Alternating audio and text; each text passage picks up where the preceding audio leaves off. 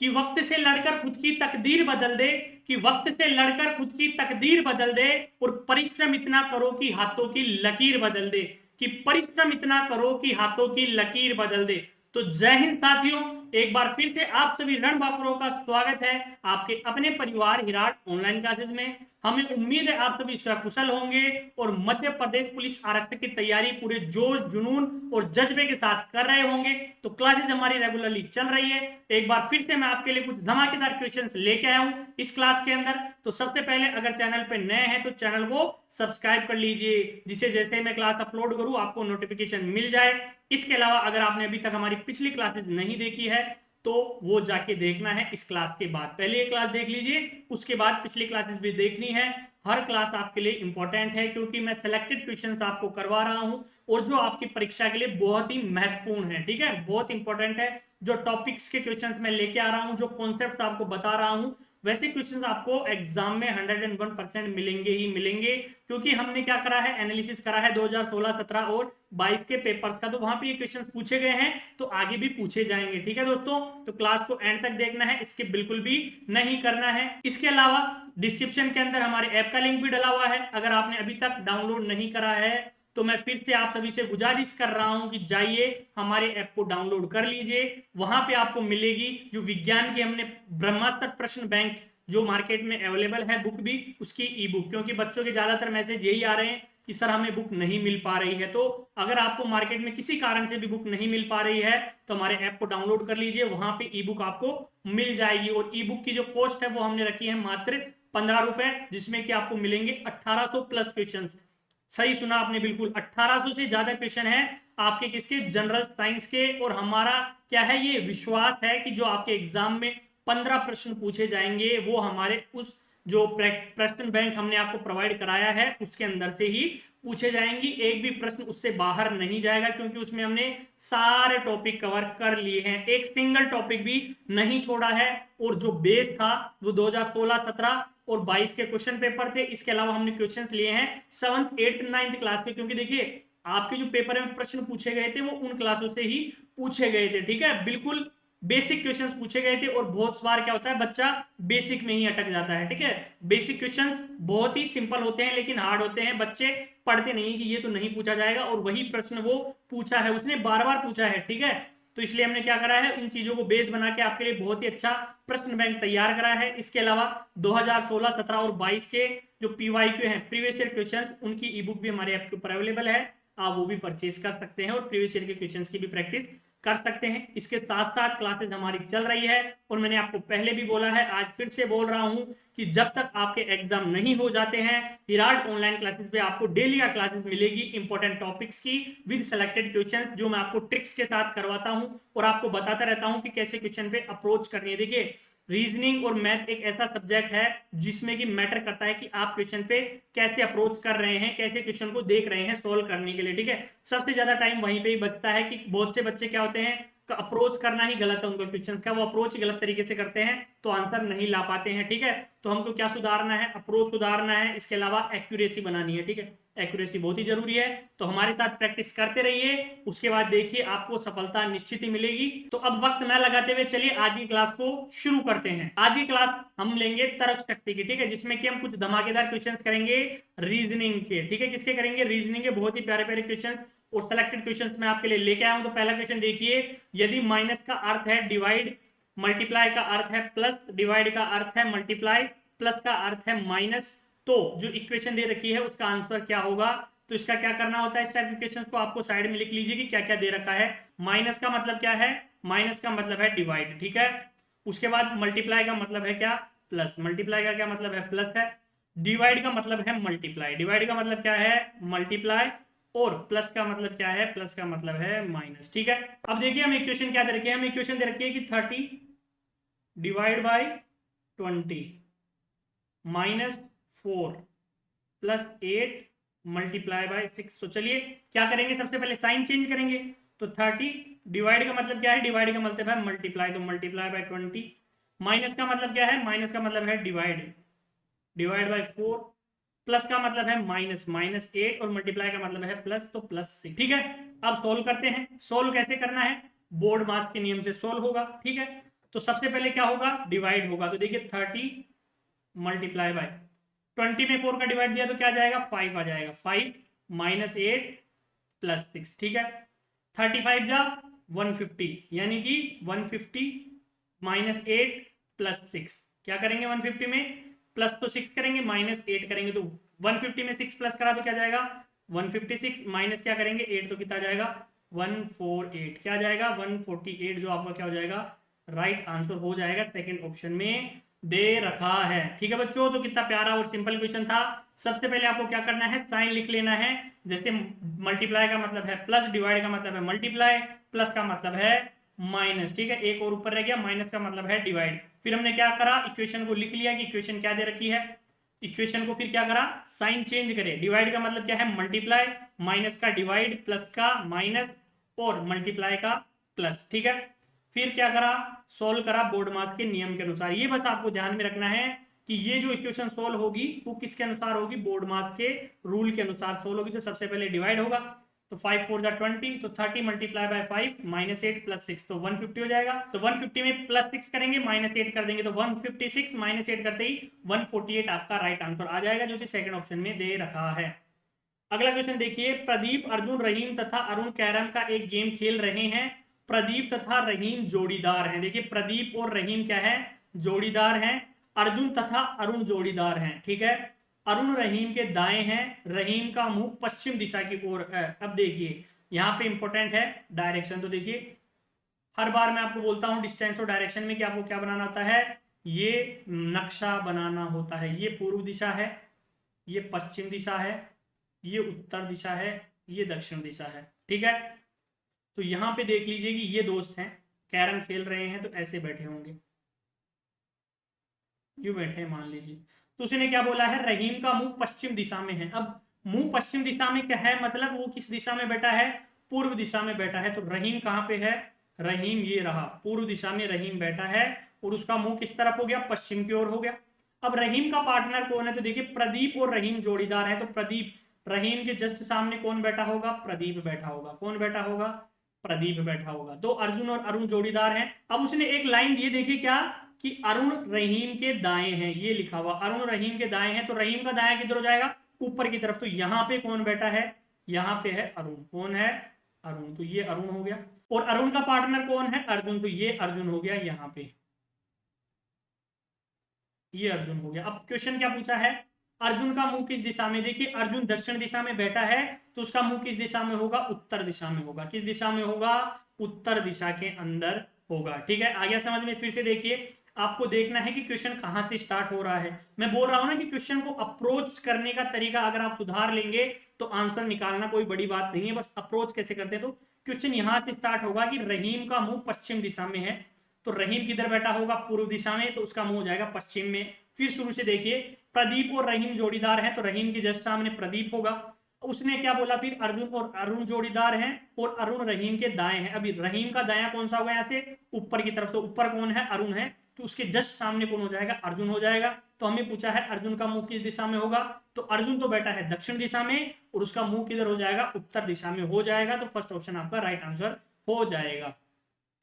अगला क्वेश्चन देखिए, question third है, लड़का आदमी लड़की का सर्वोत्तम प्रतिनिधित्व करता है। तो देखिए वेन डायग्राम आपके लिए मोस्ट इंपोर्टेंट है। दो, एक से दो क्वेश्चन, 101% आपके एग्जाम में वेन डायग्राम से पूछे जाएंगे ही जाएंगे। नोट कर लीजिए, एग्जाम में 1 से 2 क्वेश्चन आपको वेन डायग्राम के मिलेंगे ही मिलेंगे। तो जितने क्वेश्चन हो सके उतने क्वेश्चंस की प्रैक्टिस कर लीजिए। यानी कि आपको ऐसी प्रैक्टिस करनी है कि जो क्वेश्चन वहां पे पूछे ना वो गलत नहीं होना चाहिए। 2 क्वेश्चन आपके वेन डायग्राम के पूछे जाएंगे, दोनों आपके सही होने चाहिए। तो यहाँ पे क्या बोला है, लड़का आदमी और लड़की। तो देखिए ये कौन हो जाएगा, ये हो जाएगा आदमी। कॉमन सेंस का क्वेश्चन है। ये कौन है, ये है आदमी। अब एक बात बताइए मुझे, लड़का क्या होता है, आदमी ही होता है। लड़का क्या होता है, आदमी ही होगा, ठीक है। सारे लड़के क्या होंगे, आदमी होंगे, ठीक है। तो ये हो जाएगा, आदमी के अंदर क्या आ जाएगा, लड़का आ जाएगा, ठीक है। ये हो गया लड़का। लेकिन लड़की आदमी या लड़के से कुछ संबंधित है क्या, लड़की का बिल्कुल भी नहीं है। लड़की क्या होती है, औरत होती है। तो लड़की इन दोनों से क्या हो जाएगी, अलग हो जाएगी, बिल्कुल डिफरेंट हो जाएगी। ये हो गई कौन, लड़की, ठीक है। तो ये कौन से ऑप्शन में बन रहा है, सेकंड ऑप्शन में ये वेन डायग्राम दे रखा है, तो वो क्या कर रहा है, सर्वोत्तम प्रतिनिधित्व कर रहा है इनके बीच संबंध का। ठीक है, तो बिल्कुल ऐसे ही आपको लगाने हैं लॉजिक, कॉमन सेंस का क्वेश्चन है कि सारे लड़के किस में आ जाएंगे, आदमी के अंदर आ जाएंगे। ठीक है, लेकिन लड़के का और आदमी का कोई संबंध नहीं होता है। ठीक है, तो इसलिए लड़की इन दोनों से क्या हो जाएगी, बिल्कुल भिन्न हो जाएगी, और सेकंड ऑप्शन आपका राइट आंसर हो जाएगा। अगला क्वेश्चन देखिए, निम्नलिखित शब्दों को शब्दकोश में दिए क्रम के अनुसार लिखे, यानी कि अल्फाबेटिकल ऑर्डर में हमें इनको क्या करना है, जमाना है। तो देखिए, क्रिटिकल, क्राइटेरियन, क्राइसिस और क्रिस्प, इसमें आप फर्स्ट अल्फाबेट देखेंगे सारे वर्ड्स की, तो देखिए सी आ रहा है इसमें भी, सेकंड में भी सी आ रहा है, थर्ड में भी सी आ रहा है, फोर्थ में भी सी आ रहा है, इसको हटा दीजिए। सेकंड आर आ रहा है फर्स्ट में, बी में भी आर आ रहा है, सी में भी आर आ रहा है, और डी में भी क्या आ रहा है, आर आ रहा है। थर्ड अल्फाबेट आई आ रहा है तीनों के अंदर। ठीक है, यानी कि सी आर आई तीनों में क्या है, कॉमन है। अगला देखिए, ए के अंदर जो फोर्थ अल्फाबेट आ रहा है वो आ रहा है टी, क्या आ रहा है, टी आ रहा है। बी के अंदर फोर्थ अल्फाबेट टी आ रहा है, दोनों में सेम है। सी के अंदर फोर्थ अल्फाबेट एस आ रहा है, डी में भी क्या आ रहा है, एस आ रहा है। तो एस और टी में से पहले कौन सा आता है, एस आता है, यानी कि सबसे पहले या तो सी आएगा या डी आएगा, ए और बी बाद में आएंगे। ठीक है, तो आपको ऑप्शन देखना है सी और डी से कौन सा ऑप्शन स्टार्ट हो रहा है। तो फर्स्ट, थर्ड और फोर्थ किससे स्टार्ट हो रहे हैं, सी या डी से, तो सेकंड ऑप्शन को आप हटा दीजिए, यहां से एलिमिनेट हो चुका है। अब सी और डी को कंपेयर करते हैं, तो एस से एस, यहाँ पे एस कॉमन आ रहा है। फिर फिफ्थ अल्फाबेट देखेंगे, तो सी के अंदर आ रहा है आई, और डी के अंदर क्या आ रहा है, पी। अब देखिए आई और पी में से पहले क्या आता है, तो पहले आता है आई, यानी कि सबसे पहले कौन सा आएगा, सी ऑप्शन आएगा। उसके बाद कौन सा आएगा, डी आएगा, सी डी जो कि दे रखा है फर्स्ट और थर्ड में, तो फोर्थ ऑप्शन भी कैंसिल आउट हो जाएगा। अब फर्स्ट और सेकंड को भी कंपेयर करना पड़ेगा कि पहले कौन सा आएगा। तो देखिए, फोर्थ अल्फाबेट ए के अंदर आ रहा है टी, बी के अंदर भी आ रहा है टी, इन दोनों को हटा दीजिए, कॉमन आ रहा है। ए के अंदर फिफ्थ अल्फाबेट आ रहा है आई, बी के अंदर क्या आ रहा है, ई। आई पहले आता है कि ई, पहले आता है ई, यानी कि फिर क्या आएगा, बी ऑप्शन आएगा, और लास्ट में आएगा ए, यानी कि सी डी बी ए, सी डी बी ए फर्स्ट ऑप्शन आपका राइट आंसर हो जाएगा। ठीक है, तो बिल्कुल ऐसे ही आपको क्या करना है, कंपेयर करना है और एलिमिनेशन करते रहना है। ठीक है, आप जितने ऑप्शंस का एलिमिनेशन करेंगे, आपके क्वेश्चन के सही होने की जो चांसेस हैं वो उतने ही बढ़ जाएंगे। ठीक है, अब इस टाइप के क्वेश्चन गलत होने भी नहीं चाहिए, बिल्कुल सिंपल से क्वेश्चन है, और सिंपल एल्गोरिदम होता है इनको सोल्व करने का कंपेयर करके। ठीक है, अब अल्फाबेटिक सीरीज तो आती है आपको, ए से जेड तक तो आता है ना alphabets, A B C D F G H, वो तो आना ही चाहिए। अगर वो ही नहीं आता तो फिर तैयारी ही क्यों कर रहे हो। ठीक है, तो बिल्कुल सिंपल और बेसिक क्वेश्चंस होते हैं ये। नेक्स्ट क्वेश्चन देखिए, सिलोजिज्म का क्वेश्चन है। तो कथन देखिए, सभी पुस्तकें डिब्बे हैं, सबसे पहले सभी पुस्तकें डिब्बे हैं, फिर सभी डिब्बे कलम है, सभी कलम कागज है। तो हमें क्या बनाना है, सबसे पहले डिब्बा, तो ये ले लीजिए, हमने बना दिया, ये है डिब्बा। इसमें क्या आ जाएगी, पुस्तक, डिब्बे में आ गई पुस्तक। फिर क्या बोल रहा है, सभी डिब्बे कलम है, डिब्बे किस में आ जाएंगे, कलम के अंदर, ये कलम हो गई। फिर क्या बोल रहा है, सभी कलम कागज हैं, ये ले लीजिए, ये क्या हो गई, कागज। मेरी ड्राइंग पे मत जाइए, ठीक है, ड्राइंग बहुत अच्छी है मेरी, ये कितना अच्छा डायग्राम बनाया देखिए। तो अब क्या बोला है, निष्कर्ष। तो एक चीज आपको ध्यान से सुननी है जो मैं कहने जा रहा हूं, वो कभी भी सिलोजिज्म का ऐसा क्वेश्चन आएगा तो उसमें सिर्फ एक आरेख बनेगा, मुख्य आरेख। ठीक है, इसके अंदर संभावित आरेख नहीं बनेगा, संभावित आरेख का कोई चांस ही नहीं होता है, क्योंकि कथन किसमें दे रखे हैं, सारे सभी के अंदर दे रखे हैं। जब सभी वाले कथन दिए हो तो हमेशा मुख्य आरेख ही बनता है। और इस टाइप के क्वेश्चंस में जो आपको ध्यान में रखना है कि अंदर से बाहर की तरफ हमेशा कभी और कुछ दोनों निष्कर्ष सही होते हैं, अंदर से बाहर की तरफ। जैसे जैसे कि वो आपको क्या बोले कि सभी पुस्तकें कागज हैं, तो पुस्तक अंदर है, कागज बाहर है, तो सभी वाला ऑप्शन सही होगा। कुछ पुस्तकें कागज हैं, ये भी सही होगा, क्योंकि पुस्तक अंदर है, कागज बाहर है। लेकिन अगर वो बोले कि सभी कागज पुस्तक हैं, क्या बोले, सभी कागज पुस्तक हैं, कागज बाहर है, पुस्तक अंदर है, तो वो हमेशा गलत होगा। सभी वाला ऑप्शन अंदर से बाहर के लिए हमेशा सही होगा निष्कर्ष, लेकिन बाहर से अंदर के लिए सभी वाला निष्कर्ष कभी भी सही नहीं होगा, सिर्फ कुछ वाला सही होगा। कि अगर वो बोले कुछ कागज पुस्तक है तो वो हमेशा सही होगा, सभी कागज पुस्तक है वो हमेशा गलत होगा निष्कर्ष। ठीक है, अब देखते हैं निष्कर्ष। तो पहला निष्कर्ष है कुछ कागज पुस्तकें हैं। देखिए मैंने जो बोला आपको कुछ कागज पुस्तक है तो कागज बाहर है, ये रहा, पुस्तक अंदर से, बाहर से अंदर की तरफ कुछ वाला ऑप्शन बिल्कुल सही होता है। तो पहला निष्कर्ष एकदम करेक्ट है। दूसरा निष्कर्ष देखिए सभी पुस्तकें कागज है, देखिए पुस्तक अंदर है कागज बाहर है, अंदर ऐसे एरो बना के देख लीजिए, अंदर से बाहर की तरफ सभी और कुछ दोनों सही होते हैं, तो ये क्या हो जाएगा 101% सही है। थर्ड निष्कर्ष देखिए कुछ कलम पुस्तकें हैं, अब देखिए कलम कहाँ है, बाहर है, पुस्तक अंदर है, तो कुछ वाला निष्कर्ष सही हो जाएगा, बाहर से अंदर की तरफ तो बिल्कुल सही हो जाएगा। लास्ट निष्कर्ष दे रखा है सभी डिब्बे पुस्तकें, अब देखिए डिब्बा कहाँ है, बाहर है, पुस्तक कहाँ है, अंदर है, बाहर से अंदर की तरफ सभी वाला ऑप्शन हमेशा निष्कर्ष हमेशा गलत होता है, तो ये फॉलो नहीं होगा। तो पहला दूसरा और तीसरा सही है, तो थर्ड ऑप्शन देखिए केवल निष्कर्ष 1 2 3 लागू होते हैं। ठीक है, आ गया समझ में? एक बार फिर से समझिए, कथन में हमने डायग्राम बना दिया, सभी पुस्तकें डिब्बे हैं, सभी डिब्बे कलम है, सभी कलम कागज है। पहली चीज तो इसमें सिर्फ क्या बनेगा, मुख्य आरेख बनेगा, संभावित आरेख नहीं बनेगा। पहली चीज ये कंफर्म हो गई, ठीक है। दूसरी चीज जो आपको खास ध्यान रखनी है वो ये कि अंदर से बाहर की तरफ जब निष्कर्ष हम पूछे निष्कर्ष में, तो अंदर से अगर हम बाहर की तरफ जा रहे हैं तो सभी वाला निष्कर्ष और कुछ वाला निष्कर्ष दोनों हमेशा सही होंगे। जैसे सभी पुस्तकें कागज हैं तो पुस्तक अंदर है कागज बाहर है, तो अंदर से बाहर की तरफ सभी और कुछ दोनों सही होंगे। लेकिन बाहर से अंदर जाएंगे तो सिर्फ कुछ वाला निष्कर्ष सही होगा। जैसे कुछ कागज पुस्तकें हैं ये तो सही होगा, लेकिन सभी कागज पुस्तकें हैं ये गलत हो जाएगा। क्यों? क्योंकि देखिए पुस्तकें कागज के अंदर आ रही है, कागज पुस्तक के अंदर थोड़ी आ रहा है सभी, इसलिए सभी वाला जो निष्कर्ष है वो बाहर से अंदर की तरफ हमेशा गलत होगा। इसलिए चौथा निष्कर्ष देखिए सभी डिब्बे पुस्तकें हैं, तो डिब्बा बाहर है पुस्तक अंदर है, बाहर से अंदर की तरफ सभी वाला ऑप्शन गलत हो जाता है, इसलिए फोर्थ ऑप्शन गलत हो गया, बाकी तीनों क्या है सही हैं। तो थर्ड ऑप्शन आपका राइट आंसर हो जाएगा। मैं उम्मीद करता हूं क्वेश्चन आपको अच्छे से समझ में आ गया होगा। अगला देखिए कबूतर और शांति में जो रिलेशन है वही रिलेशन इन चारों ऑप्शंस में से किसके अंदर है। ठीक है, बहुत ही प्यारा क्वेश्चन है, अच्छा क्वेश्चन है। तो मैंने आपको पहले भी कहा है कि क्लास को एंड तक देखना है, बिल्कुल भी स्किप नहीं करना है। जो क्वेश्चन करवा रहा हूं, जो टॉपिक करवा रहा हूं वो मोस्ट इंपॉर्टेंट है, ठीक है।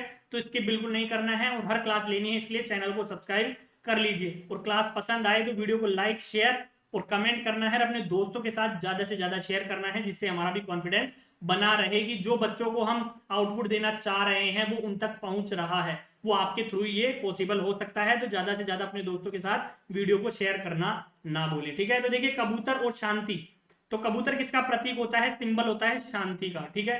वैसे ही सेकंड ऑप्शन देखिए केसरिया झंडा किसका प्रतीक होता है, त्याग का प्रतीक होता है, बलिदान का प्रतीक होता है, साहस का प्रतीक होता है। हमारे झंडा देखा है ना आपने, 3 रंग होते हैं उसके अंदर, ठीक है। तो उसमें केसरिया जो रंग होता है झंडे का वो किसका प्रतीक होता है, वो त्याग का प्रतीक होता है, साहस का प्रतीक होता है। और जो सफेद रंग होता है वो किसका प्रतीक होता है, सत्य का प्रतीक होता है। किसका, सत्य और शांति का प्रतीक होता है, ठीक है। तो सेकंड ऑप्शन में वही रिलेशन है जो कबूतर और शांति के अंदर है, ठीक है। अगला देखिए दिए गए विकल्पों में से उन शब्द को चुनिए जो दिए गए शब्द के अक्षरों का प्रयोग करके नहीं बनाया जाता। 101% ये क्वेश्चन भी आपके एग्जाम में आएगा, इस टाइप का क्वेश्चन भी, ठीक है। नोट डाउन, जो जो टॉपिक मैं बता रहा हूं नोट डाउन कर लीजिए, वहां पे क्वेश्चन पूछा ही पूछा जाएगा। एक ऐसा क्वेश्चन पूछेगा जिसमें कि आपको एक वर्ड दे देगा और 4 ऑप्शन दे देगा। अब वो वर्ड कैसे भी घुमा सकता है आपको, या तो ऐसे पूछ लेगा कि इन चारों ऑप्शंस में से वो कौन सा वर्ड है जो दिए गए जो वर्ड है उससे मिला के नहीं बनाया जा सकता, या फिर पूछ लेगा कि वो कौन सा ऑप्शन है जिसमें कि जो वर्ड दे रखा है वो दिए गए वर्ड से बनाया जा सकता है। वो एग्जामिनर के ऊपर है कैसे पूछता है, लेकिन इस टाइप का क्वेश्चन पूछा जाएगा। तो देखिए हमें दे रखा है इंटरनेशनल, और हमें क्या बोला है कि वो वर्ड चुनिए जो इससे नहीं बनाया जा सकता, यानी कि इसमें जो अल्फाबेट्स आ रहे हैं इनसे वो जो वर्ड है वो नहीं बनाया जा सकता। तो देखिए नेशनल, टर्मिनल, टीनेंट और टेनर, तो देखिए देखते ही पता चल रहा है टर्मिनल। क्यों? क्योंकि टर्मिनल में क्या आ रहा है, एम आ रहा है, क्या आ रहा है, एम आ रहा है, और इंटरनेशनल में एम आता ही नहीं है, ठीक है। जबकि टर्मिनल में क्या आ रहा है, एम आ रहा है, तो टर्मिनल को हम नहीं बना सकते इंटरनेशनल के जो अल्फाबेट्स दिए हुए हैं उनसे मिला के, ठीक है। तो सेकेंड ऑप्शन आपका राइट आंसर हो जाएगा।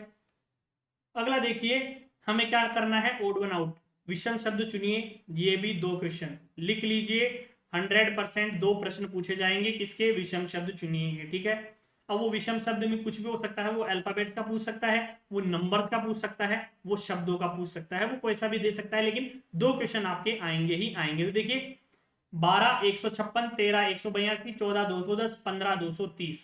अब ये क्वेश्चन वो ही बच्चे कर पाएंगे जिन्हें क्या याद है, वर्ग याद है। ठीक है, जिनको वर्ग याद है वो फटाफट इस क्वेश्चन को कर देंगे। कैसे, देखिए सबसे पहले क्या दे रखा है, 12 और 156। 12 का स्क्वायर आता है क्या आपको, 12 का स्क्वायर प्लस 12 करेंगे तो 12 का स्क्वायर क्या होता है 144, प्लस 12 करेंगे तो क्या जाएगा 156, वही रिलेशन है। दूसरा देखिए 13 और 182, 13 और 182, 13 का स्क्वायर पता है आपको, 13 का स्क्वायर प्लस 13 करिए, 13 का स्क्वायर होता है 169, प्लस 13 करेंगे तो क्या जाएगा 182, क्या जाएगा 182, बिल्कुल दे रखा है। थर्ड देखिए 14 और 210, 14 का स्क्वायर पता है क्या आपको, 14 का स्क्वायर प्लस 14 करिए तो 14 का स्क्वायर कितना होता है 196, प्लस 14 करेंगे तो क्या जाएगा 210। तो तीनों में सेम चल रहा है तो फोर्थ वाला हमेशा ओड हो जाएगा। चेक करना चाहे तो देखिए क्या दे रखा है 15 और 230, तो 15 और 230, 15 का स्क्वायर करिए प्लस 15 करिए, 15 का स्क्वायर होता है 225, क्या होता है 15 का स्क्वायर 225 प्लस 15 करेंगे तो कितना जाएगा 240, कितना जाएगा 240, जबकि दे रखा है क्या 230 दे रखा है, तो फोर्थ ऑप्शन क्या हो जाएगा यहाँ से विषम हो जाएगा। ठीक है, तो मैंने क्या बोला, वर्ग याद होनी चाहिए, घन याद होनी चाहिए। ठीक है, वो इंपॉर्टेंट है, और ये जो टाइप है ये बहुत इंपॉर्टेंट है। ठीक है, यानी कि आपके लिए ओड वन आउट बहुत ही इंपॉर्टेंट है आपके एग्जाम के लिए। अगला देखिए, विलुप्त अक्षर को चुनकर श्रृंखला को पूरा कीजिए, तो ये भी 101% आपको एक क्वेश्चन मिल जाएगा। एक क्वेश्चन 100% इस टाइप का भी मिलेगा, हो सकता है आपकी किस्मत अच्छी हो तो 2 मिल जाए, लेकिन एक तो मिलेगा ही मिलेगा। तो देखिए पहले क्वेश्चन को बड़ा कर लेते हैं थोड़ा सा। ठीक है, और इसको करने का तरीका मैं आपको बार बार बता चुका हूं, क्या करना है, अल्फाबेट को काउंट करना है, तो 1 2 3 4 5 6 7 8 9 10 11 12 13 14 15 16 आ रहे हैं, तो 4 4 के पेयर में डिवाइड करेंगे तो उसका कारण एक और देखिए ए यहाँ पे आ रहा है, फिफ्थ अल्फाबेट फिर से ए रिपीट हो रहा है, यानी कि 4 4 के पेयर में ये क्या हो रहे हैं, ब्रेक हो जाएंगे। तो देखिए इनको क्या कर दीजिए 4 4 के पेयर में ब्रेक कर दीजिए।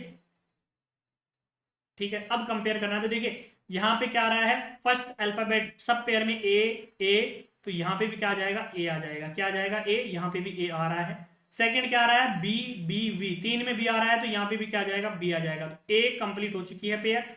ए बी सी बी, तो सेकंड भी क्या होगी A B C B, third भी क्या होगी A B C B, fourth भी क्या होगी ए बी सी बी। ठीक है, तो जो फिल इन द ब्लैंक्स थे उनमें क्या क्या आ जाएगा B C A B C, B C A B C first option में दिया हुआ है, वो आपका राइट आंसर हो जाएगा।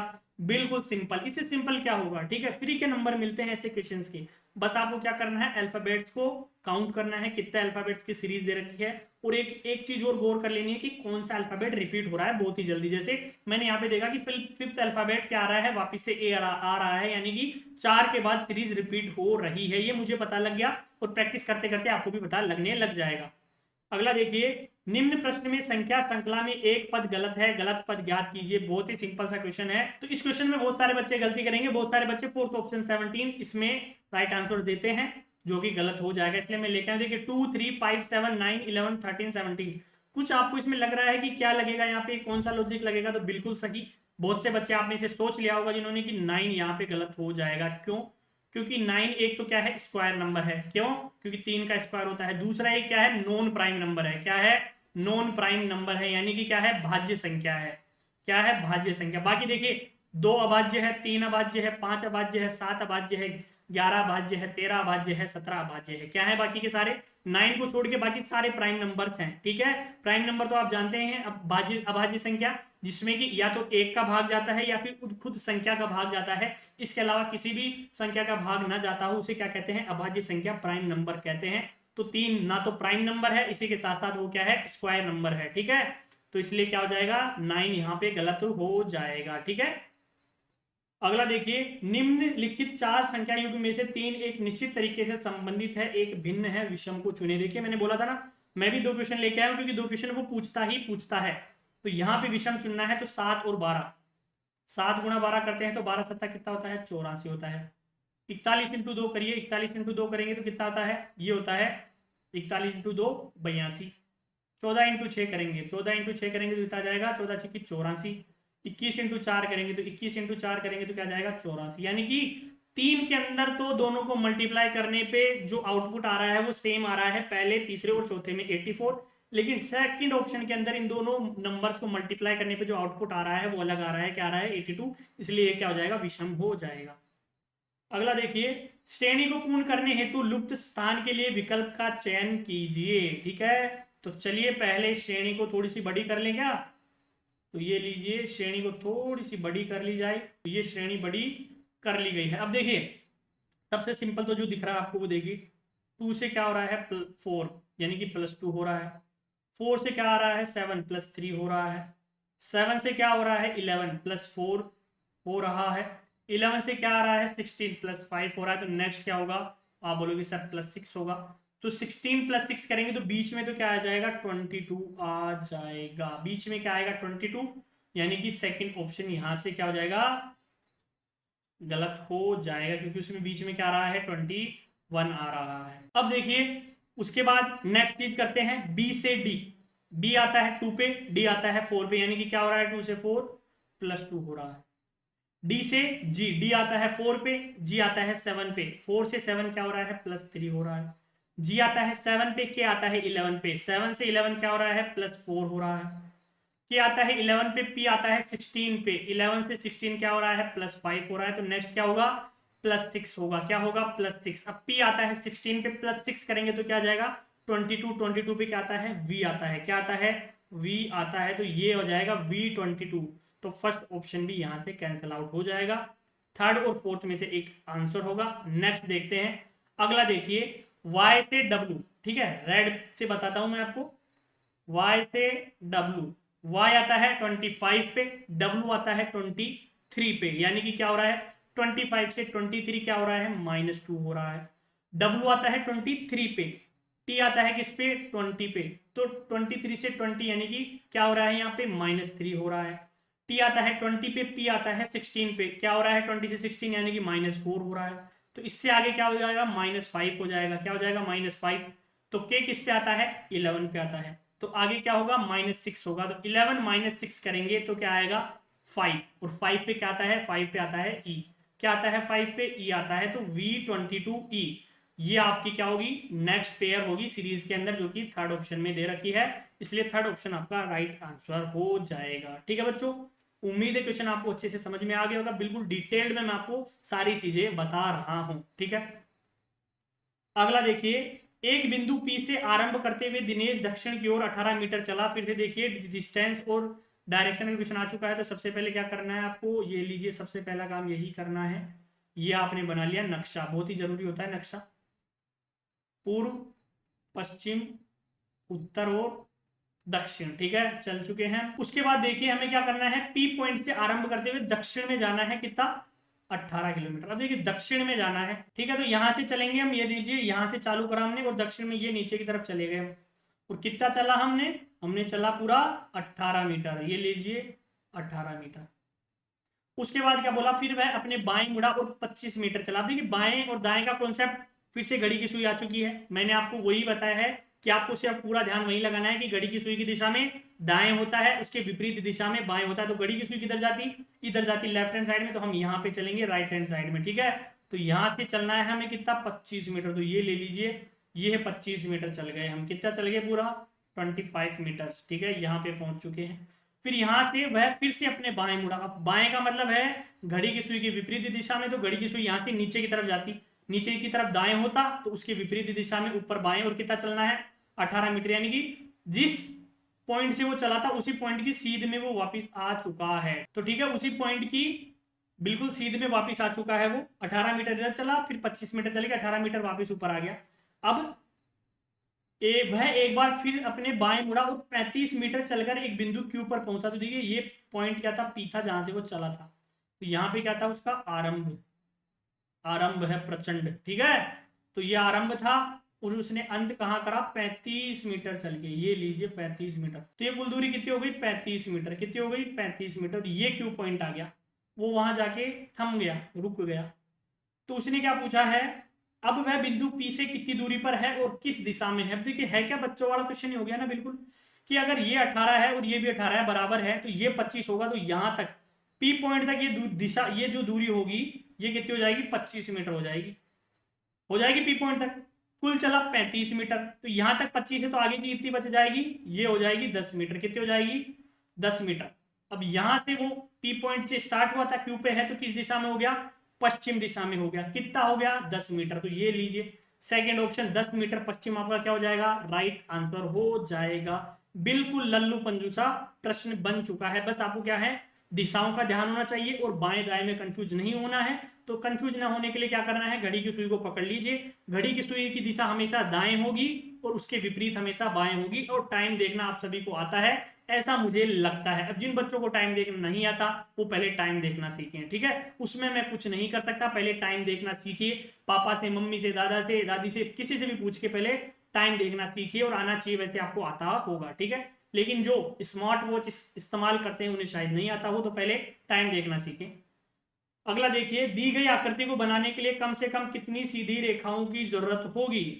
तो देखिए एक एक कलर से मैं आपको बताऊंगा कितनी सीधी रेखाओं की जरूरत होगी, और ये मोस्ट इंपोर्टेंट क्वेश्चन है। तो सबसे पहले ब्लैक कलर से देखते हैं। तो देखिए पहली, इस टाइप का एक क्वेश्चन आपको 101% एग्जाम के अंदर मिलेगा। इसमें भी लिख लीजिए 1 क्वेश्चन 100%। और एग्जाम हो तब आप मुझे मैसेज कर सकते हैं, अगर नहीं आए तो। मैं बोल रहा हूं आएगा तो आएगा, मैंने देखा है ऐसे क्वेश्चन आ रहे हैं। ये हो जाएगी दूसरी सीधी रेखा, और ये हो जाएगी तीसरी सीधी रेखा। तो 3 तो हमने बना दी ब्लैक कलर से। अब देखते हैं अगली ब्लू से। तो देखिए ये 4 हो गई, ये 5 हो गई, और ये छठी हो गई। अब बनाते हैं 3 रेड से। ये 7वीं हो गई, ये 8वीं हो गई, और ये 9वीं हो गई। अब बच गई जो बनाएंगे हम ग्रीन से। तो देखिए ये हो गई 10वीं, ये 11, और ये 12। तो कुल कितनी सीधी रेखाओं की जरूरत पड़ी इस डायग्राम को बनाने के लिए? 12। बिल्कुल सिंपल सा क्वेश्चन था, और ऐसा क्वेश्चन आपको एग्जाम में मिल जाएगा। उसमें क्या बोला है कि कम से कम कितनी सीधी रेखा यूज करके हम इस डायग्राम को बना सकते हैं? तो 12 सीधी रेखा यूज करके ये डायग्राम बनाया जा सकता है। अगला क्वेश्चन देखिए, प्रश्न आकृति दे रखी है, उत्तर आकृति फाइंड आउट करनी। तो देखिए बिल्कुल सिंपल सा है। पहले ये डॉट यहाँ पे था, फिर जस्ट एक ऊपर चला गया, फिर जस्ट यहाँ चला गया। तो नेक्स्ट में क्या होगा? यहाँ पे आ जाएगा। कहाँ पे आ जाएगा? यहाँ पे होगा, ठीक है। तो ये सिर्फ थर्ड ऑप्शन में दे रखा है। देखिए आपको आगे देखने की भी जरूरत नहीं, थर्ड ऑप्शन में दे रखा है, तो वही आपका क्या हो जाएगा? राइट आंसर हो जाएगा, ऑप्शन नंबर 3। तो ये हमारी आज की क्लास थी। उम्मीद है क्लास आपको अच्छी लगी होगी।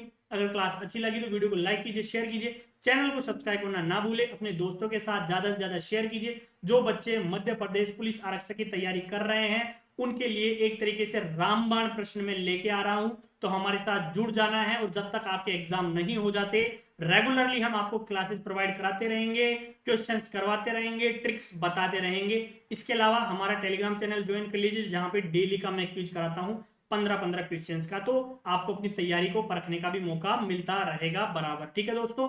तो मिलते हैं नेक्स्ट क्लास में कुछ और धमाकेदार प्रश्नों के साथ। तब तक इन क्वेश्चंस की आपको तैयारी करते रहना है। हंसते रहिए, मुस्कुराते रहिए। जय हिंद, जय भारत।